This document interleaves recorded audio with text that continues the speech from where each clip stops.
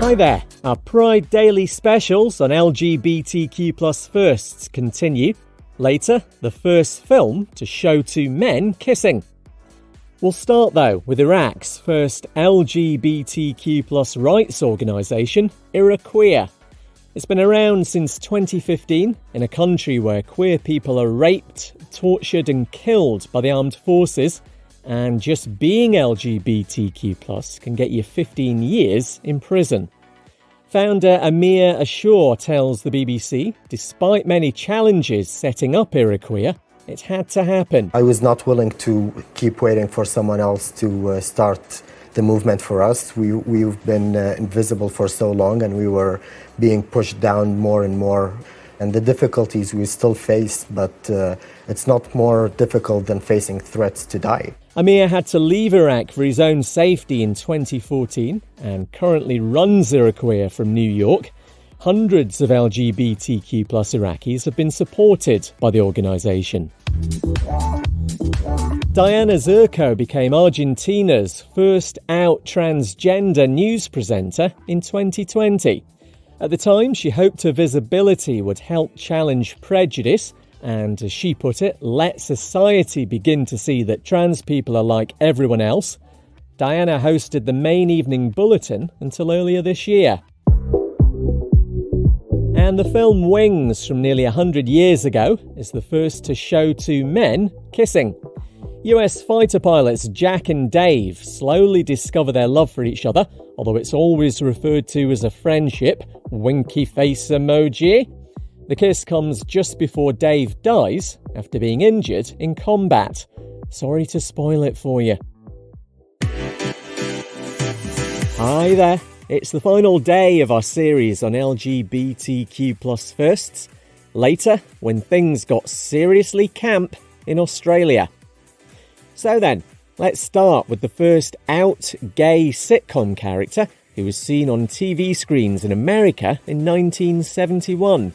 And the hit show All in the Family avoided turning Steve into a big ol' stereotype, despite that being par for the course at the time. He was portrayed as an alpha ex-football player who arm wrestles and drinks beer like a manly man. So, courtesy of CBS, here he is coming out to his friend, lead character Archie Bunker. How long you known me? 10, 12 years? Yeah. In all that time, did I ever mention a woman? Well, what difference does that make? You're a bachelor. So? I know, but bachelors, they're always acting kind of private. Exactly. President Nixon actually complained about this episode, saying it glorified homosexuality. Well, it is glorious. Rahana Kaursar and Sabia Kamar were the first lesbian Muslims to get married in the UK. They tied the knot in 2013 at Leeds Registry Office in a civil union. The pair met 3 years earlier when they came to the country from Pakistan to study. Immediately after marrying, Rahana and Sabia applied for asylum. Being gay is illegal in Pakistan. And the Campaign Against Moral Persecution, or CAMP, was the first queer activism organisation in Australia. It was set up in 1970 in Sydney to educate people about homosexuality and challenge stigma. The group quickly expanded, with branches across the country and at most universities. Hi there, we're back to normal. Later, trans trailblazing at the Golden Globes. First though, with transgender people being weaponised and dehumanised by the absolute dregs of society, the impact on a 10-year-old trans girl in America. Violet Dumont tells CNN about her biggest fear. That I'm gonna be, murdered. One day, I'm gonna be walking down the street and somebody's gonna come up and, shoot me or something. The Republican Party spent more than $200 billion on anti-transgender ads during the recent election campaign. Dylan Heinsner's also a trans child. It makes me feel like they think we're puppets that they can play with, and it's just so wrong. Transgender rights are expected to take a massive hit as Donald Trump returns as president in just over a month, and a Supreme Court ruling due next year could impact access to gender-affirming care across the US. Next to Lithuania, where a court's recognised a same-sex partner as a child's parent for the first time. Not great for queer rights there, so while the ruling doesn't set a legal precedent, it's certainly cause for a bit of optimism. The two women involved say their family now feels safer. Amongst other things, this will help with their daughter's healthcare and education, plus her inheritance rights. And a film about a Mexican drugs kingpin who transitions is up for 10 Golden Globes. Emilia Perez sees Carla Sofia Gascon in the title role, and she's now the first out trans woman nominated for a lead actress role in a Golden Globes film category. We'll find out if she's won on January 5th. Hi there. Later, why it's finally Wicked in Q8. First though, the couple who run the world's biggest LGBTQ plus news website are denying multiple claims of sexual misconduct. Allegations coming from more than 30 current and former staff members at Pink News about founder Benjamin Cohen and his husband, director Anthony James.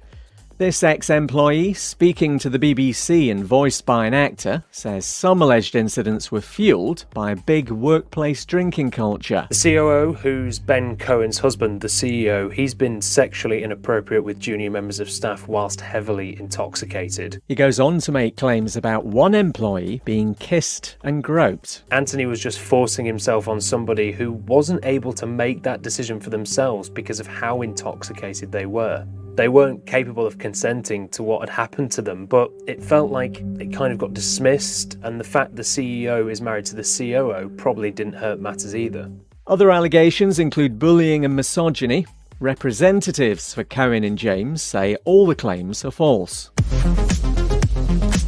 Puberty blockers are being banned indefinitely across the UK.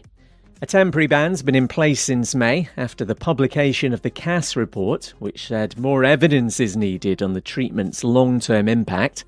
It's given to children who are questioning their gender. The drugs work by suppressing the release of hormones. Clinical trials can continue. The ban's due to be reviewed in 2027. And Wicked is now being shown in cinemas in Kuwait after claims of it being withdrawn because it's got LGBTQ plus actors.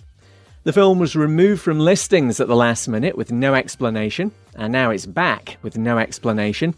Kuwait's got form for this kind of thing, routinely banning films with queer references. Wicked's LGBTQ plus cast includes the delightful Jonathan Bailey, who's actually my husband in an alternate universe. Hi there. Later, Heartstopper wins a Velma Award. It's a thing. First though, UK Army veterans who were dismissed from service for being gay will each be eligible for up to £70,000 compensation. A ban was in place from 1967 when the decriminalisation of homosexuality began in the UK up until the year 2000. Some soldiers lost their pension rights, were stripped of their medals, and even thrown in jail. Former Royal Air Force officer Steve Purvis tells ITV he was up before a military court over a gay relationship. I did confess. They used my confession to dismiss me with disgrace, send me to prison for 6 months. So I left with no references, no money, nothing. A £75 million compensation fund's been announced. As many as 4,000 service members could have been affected by the ban. Queer people in Honduras are allowed to give blood again. This has been outlawed in the Central American country since 1999 due to a perceived higher risk of diseases being transmitted. Along with homosexuals and bisexuals, the ban also covered sex workers, drug addicts, and straight people with risky sexual behaviour. And as you know, I need a little excuse to put in a Heartstopper story. So, Season 3's amongst the winners at the first ever Velma Awards. These recognise LGBTQ plus representation in children's media. And the latest season of Heartstopper has been named Best Queer Show You Wish Existed When You Were Growing Up. Second that. Get in touch on our socials with your stories and ideas for Pride Daily. Links in the podcast description. I'm Kev McGrath. See you Monday.